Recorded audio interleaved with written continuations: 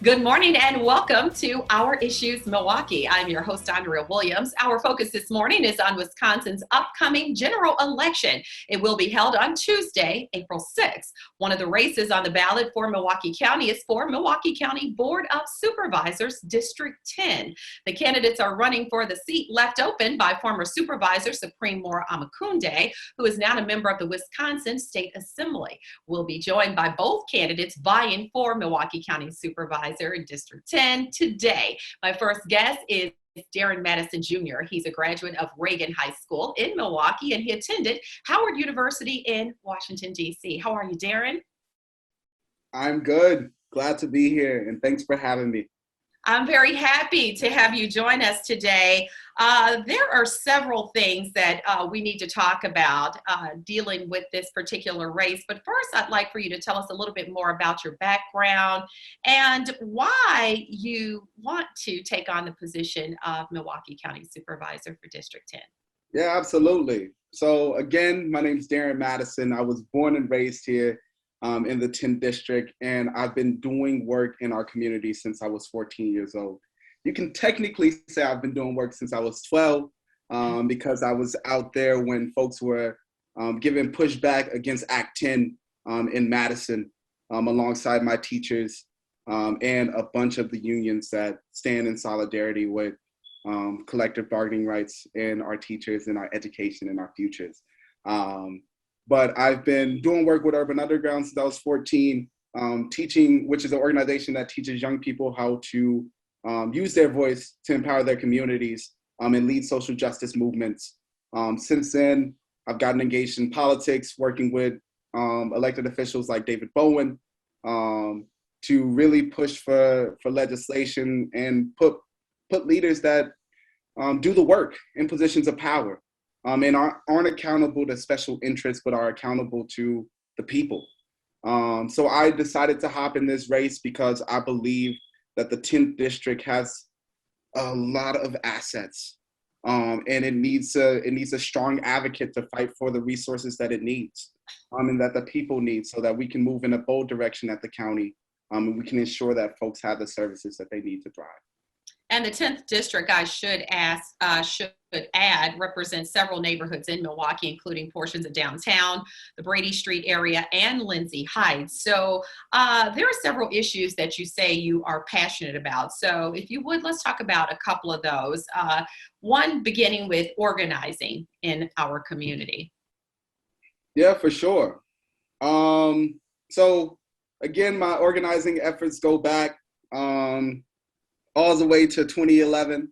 And I've been doing work diligently as it relates to really fighting for young people's voices on the school board, advocating for green infrastructure in our neighborhoods. When I was 15, I launched an initiative called Fresh Plates, which is people learning agriculture in today's society. We spelled plates wrong, but it ended up working. And we worked with a bunch of neighborhoods throughout the 10th, like Lindsay Heights, like Borchard Field, and organizations like Alice's Garden to, one, teach people how to eat fresh fruit, teaching folks how to cook alternatives to dishes that they already make, healthy alternatives, where to buy fresh produce at an affordable price, and how to grow fresh produce, even if you didn't have a community garden or space in your backyard to make a garden. There's other avenues for you to be a champion of green infrastructure and growing your own food. Now I do work with Youth Justice Milwaukee, and we've been advocating for, one, the closure of state-run juvenile justice facilities, in the investment into smaller community-based alternatives that actually meet the needs of young people. That piece of legislation that was supposed to close Lincoln Hills was Act 185, which it actually didn't. It was supposed to close this year, but it doesn't look like that's happening. So I've been working with the county on an initiative called All Out, Zero In, which brings all of our young people out of Lincoln Hills and actually zeroes in on their actual needs and works with the whole family to meet those needs. Because we can provide resources for young people while they're locked up, but if we're not doing that work, with the whole family, it's like with all the work that we do while they're locked up is thrown out the window. Yeah, that's very interesting. And you are passionate about changing the face of government and building capacity for youth-led programs. You said that several times, and I was blown away when you said that you've been kind of, working and getting your feet wet in the world of politics since you were about 12 years old. So what was it back then that really captured your attention and wanted you to become a part of organizations that allowed you to really not only have your voice be heard, but understand how government works? Yeah. So my mom would always tell folks that as a child, I was very timid and I did not like to talk to people. I was the most shy person ever. When I was in sixth grade, that was when Obama ran for president. And the idea of a Black president really stupefied the entire nation. And I had teachers at the time who were teaching me about politics and the importance of having representation that looks like you and that can connect with the issues that you're dealing with. But also during that same time, right, we were dealing with a state legislature that was pushing to really destroy public education and unions' abilities to fight for working class people. And I got to learn about that firsthand from my teachers and from my community members. And I was inspired. I was inspired to, when I was standing there in Madison, and to see hundreds and thousands of people from around the country standing in solidarity with Wisconsinites. Mm-hmm. That's when I knew, like, this is something I need to get engaged with. This is how I use my voice. This is how I change my community. And this is how I show up to create real change. Yeah, I understand that. I was the same way about radio broadcasting when I was 16. So I really do understand. It's kind of like that burn that you have of, I can't wait till I get an opportunity to get in this and do my thing. I get that. So you've also mentioned you were born and raised in the 10th district. So when you look around the area where you've lived all your life, what would you like to see change, or what would you like to see accomplished for the constituents in that district? Absolutely.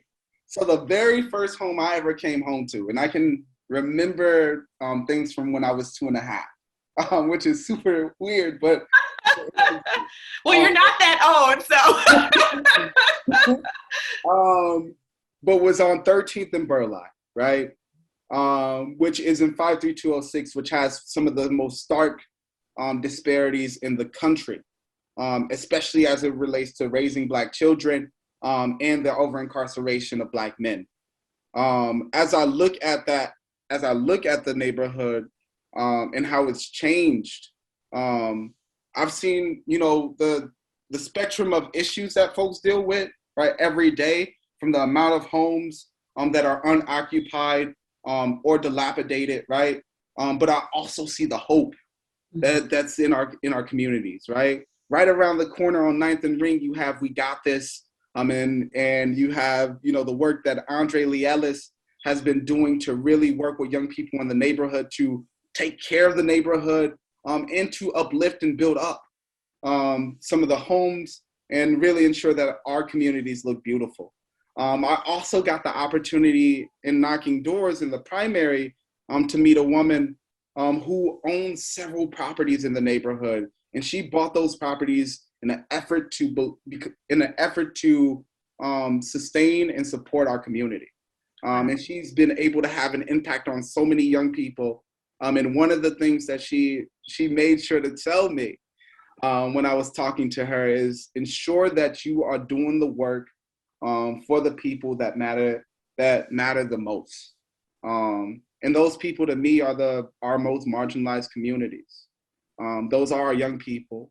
Those are our mothers. Those are our seniors and our folks with disabilities. And then those are the folks that are incarcerated, right? I'm not saying that folks don't need to be held accountable for committing crimes. I'm saying that they should be treated humanely and treated with dignity as they do that work. And as they are going through this process of rehabilitation, they should be able to support the community in some way, shape, and form. And on that county level, if you are elected, you said you're committed to innovating and expanding transit options to connect people to more jobs and more neighborhoods. So that's really important when we look at some of the scenarios that people are faced with.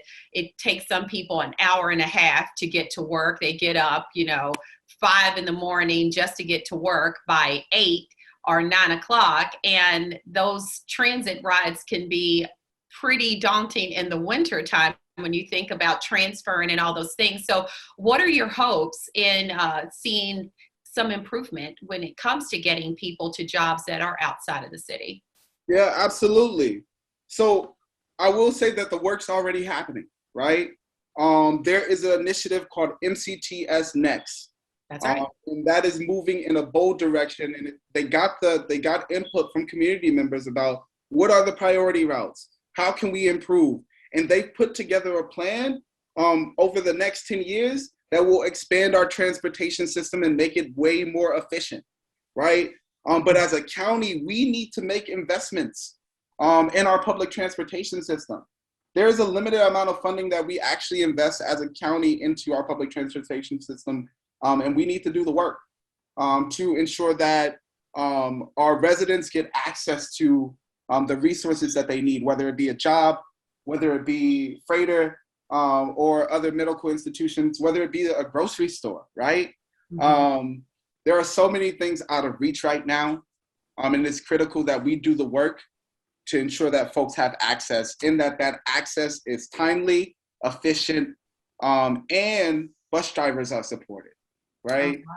A lot of folks think about the expansion of our public transportation system, but they don't commonly think about the drivers. The drivers are doing the work diligently every day, and they deserve to be supported and protected. And I'm trying to ensure that they have a strong advocate as well on the board that can fight for their needs. And they have certainly been essential workers who have been there through this pandemic. So you're right on with that. As we wrap up, I think that it's just a good way to kind of put the cap on things to tell everybody that's watching why you feel you should be the next Milwaukee County Supervisor for District 10. Yep.